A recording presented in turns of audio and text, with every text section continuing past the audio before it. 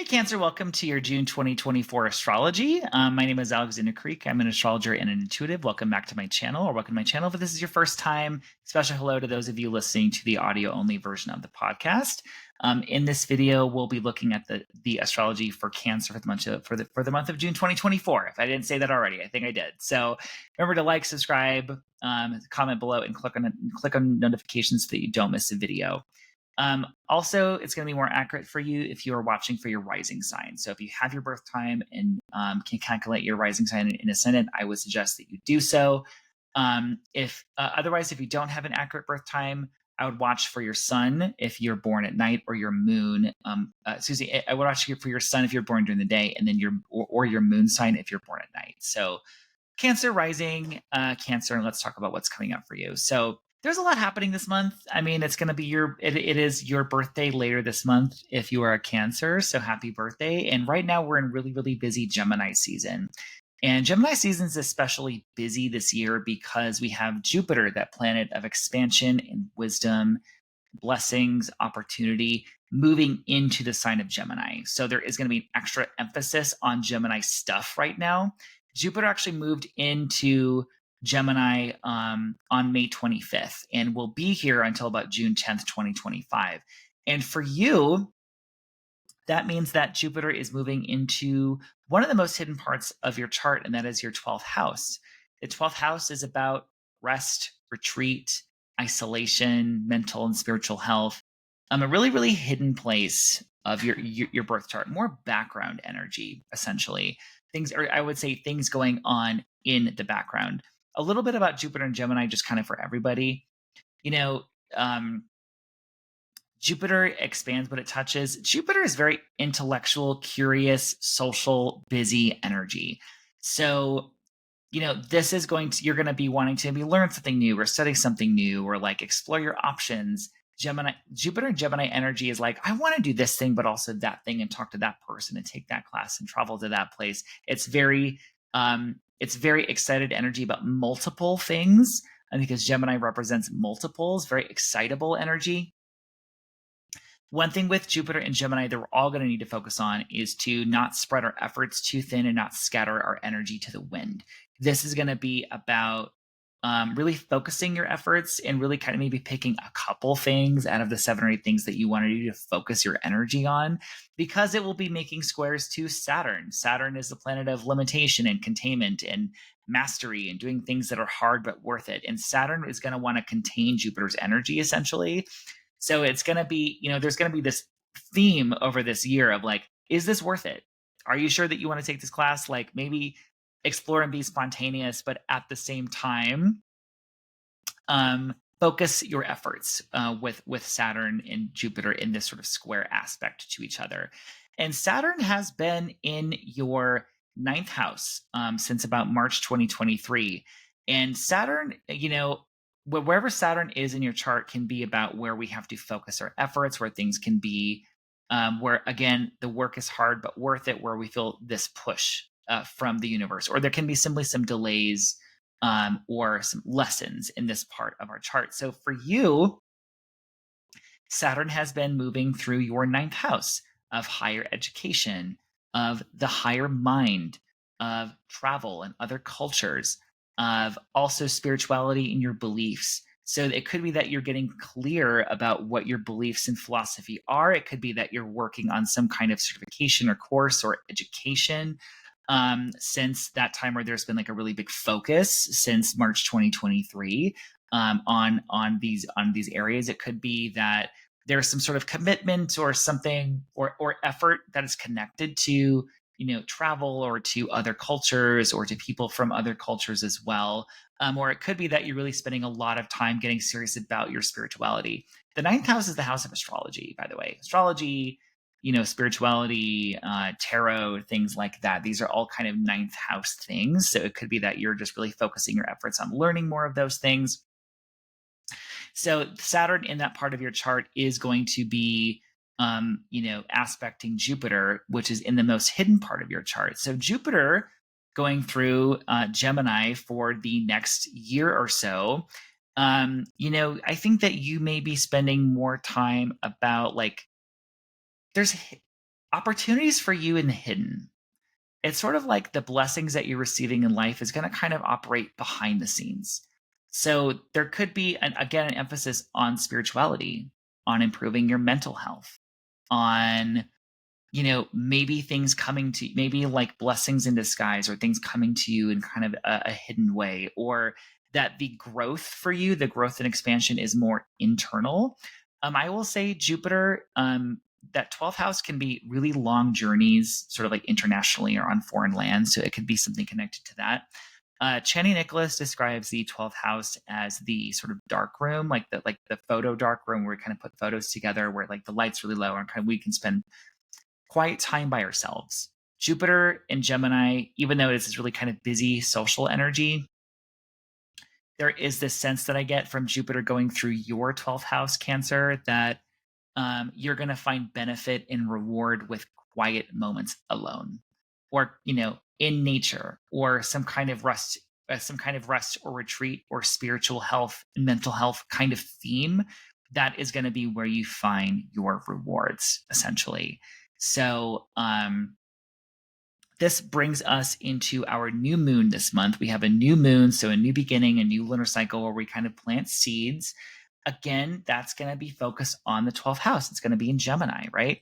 So it's going to be with a whole bunch of planets in Gemini. There may be a lot happening for you kind of in your own mind, or simply a lot happening for you right now behind the scenes, where there is a new opportunity. There is maybe a desire to kind of retreat, to take a step back, to sort of delve into your inner mind, to look at your spiritual and mental health, to deepen your spirituality. This is a great time to take up meditation, to connect to your spirituality in some way. Or again, there may be sort of blessings happening for you right now, but it may just be more hidden, more in the background, or more kind of more in your sort of inner mind. This Gemini energy is very busy. This is the need to talk, to communicate, plan, new information, curiosity. There's a lot of this busy kind of mental energy, but it's again happening for you behind the scenes. There is an aspect to Venus. There's a Venus square Saturn aspect with this new moon as well. So there may be some heavier themes around connections, agreements with others in our relationships going on right now. It could be that we have to work on these things, that relationships feel like they're taking more responsibility or burden, or that we simply have to work some things out, or we're asking ourselves, is this relationship worth it? Do I feel valued? Or is this thing in my life really bringing me value, or do I want to kind of walk away from it? These kind of bigger kind of themes with this full moon, kind of like, is this worth it? Is this relationship or Venus thing kind of worth it with this new moon energy? And it could be that, we're kind of calling back to these ninth house themes, right? So it could be that, is this aligned with my spiritual beliefs? Is this aligned with my philosophy? Is this aligned to where I want to go with my education, or how I want to expand my mind, essentially, with this new moon? So I would be interested to see how you resonate with that and kind of what's going on with you.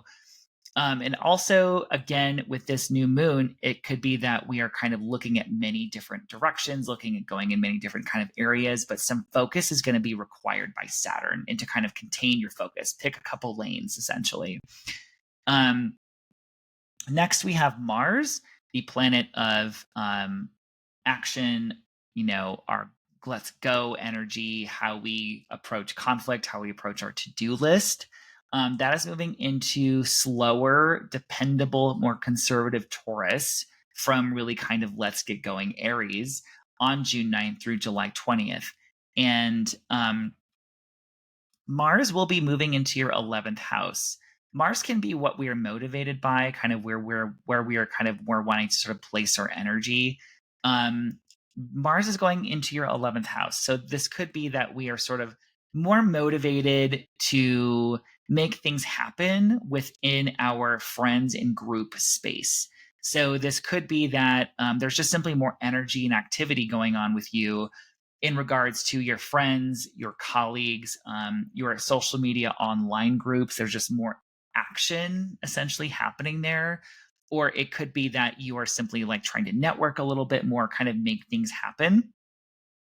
Mars can also be conflict, frankly, too, and can be like where we kind of have these like little dust ups in our lives. So this could be with a friend or with a colleague.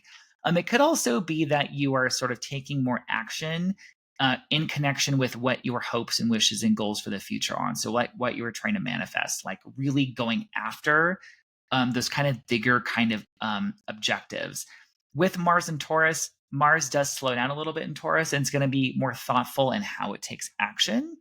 So you just really may be considering like what goals are really worth it to me with Mars being in Taurus. I am going to be starting to teach astrology. Um, so we are going to be, I'm teaching a class on June 12th, 6:30 p.m. Mountain Time over Zoom. So it's video conference. If you missed the class, it will be recorded. It's going to be recorded and sent to you. But we're going to be learning about Venus in the horoscope. So Venus in your birth chart, what you are attracted to in relationships, what brings you pleasure, your secret talents, how you can kind of magnetize things to you, the life areas that she might rule for you as well, like where you might have special emphasis, like does Venus sort of govern your relationship sector? Is she connected to money for you? Is she connected to creativity?